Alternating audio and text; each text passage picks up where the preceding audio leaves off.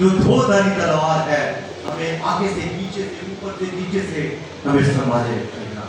तो मेरी ये दुआ है कि हम इस कलाम के मुताबिक बीमारों पर लिखा कर रसूलों के हाथ रखने से रूह कुदस की कुदरत जो है वो जारी होती थी। बड़े सारे लोग ये बड़े तरह के दुआ करते हैं, वो उन मिशरी हुक्मों के वो पाबंद है, कलाम है उनके। खुदा का कलाम हमें कहता है कि तुम बीमारों पर हाथ रखोगे वो अच्छे हो जाएंगे, नई नई ज़बानें बोलोगे। एक भाई ने मुझसे कहा कि आप गैर ज़बान का तर्जुमा भी कर सकते हैं। मैंने कहा जी मैं कर सकता हूं। मैंने उससे कहा तुम मानेगा ही नहीं, अगर जो मैं कहूंगा तो उस बात को कभी नहीं मानेगा, तू कलाम को नहीं मानता। खुदा यीशु ने कहा एली एली लमा शबाक्तनी, तो जो आसपास खड़े थे क्या कह रहे थे, ये तो एलिया को मारता है।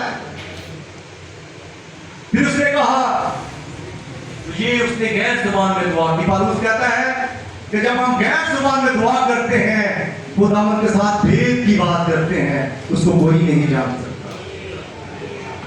इसलिए मेरे चीजों, ये कलाम हमारी जिंदगियों को रोशन कर सकता है, ये हमारी जिंदगियों को बाबरकत बना सकता है। यही बात हमारी जिंदगियों को खुशी और शादमानी से भर कर सकता है।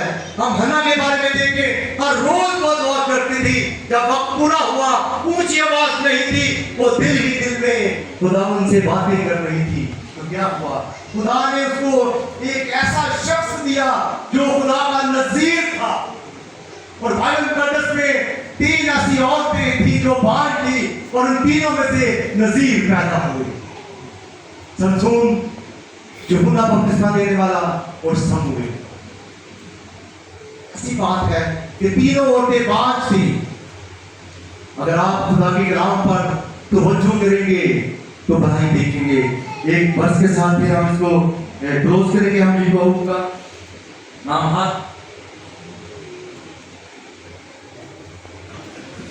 उसका 5वां बाब और उसकी 13वीं आयत के साथ फिर हम इसको इख्तिताम करेंगे। यहाँ पे लिखा है, अगर तुम में कोई मुसीबत ज़दा हो तो दुआ करे, अगर खुश हो तो हम के गीत गाए, अगर तुम में कोई बीमार हो तो कलीसिया के बुजुर्गों को बुलाए और वो खुदावंद के नाम से उसको तेल मलकर उसके लिए दुआ करें।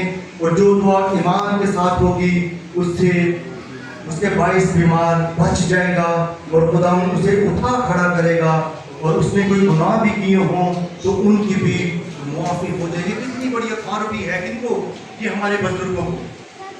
अरे देखा नहीं होगी, ये सब इकट्ठे होकर किसी बीमार के लिए जो मुसीबत ज़दा है उसके लिए दुआ करी जाते हैं, और उनके लिए अथॉरिटी देखें, तो अगर उसने कोई गुनाह भी किए हों उनकी भी मुआफ़ी हो जाएगी।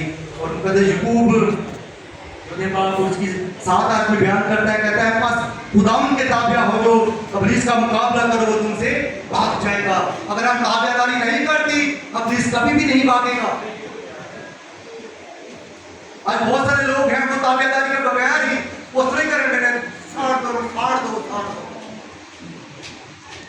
अगर आप ताबियादारी करेंगे, खुदा के कलाम के मुताबिक पालूस और सलास की तरह आप उनको हुक्म देंगे, वो कितना भी भेड़ों से बिना झगड़ा होगा शख्स होगा, खुदा उसे रहेगा। और ये तब होगा जब आप इस तरह पर अमल करने वाले होंगे। आज चैनल को छोड़ने की वो क्या कर रहे हैं। जब मैं छोटा था मैंने किसी शख्स को ऐसे करते हुए नहीं देखा है। उसके बगैर भी खुदा हमारे मुकद्दसीन जो बुजुर्ग थे उनके वसीला से बहुत सारे लोग आज़ादी रहाई हासिल करते थे, आज भी कर सकते हैं। खुदावंद इस कलाम के वसीला से हम सबको बड़ी बरकत दे। आमीन।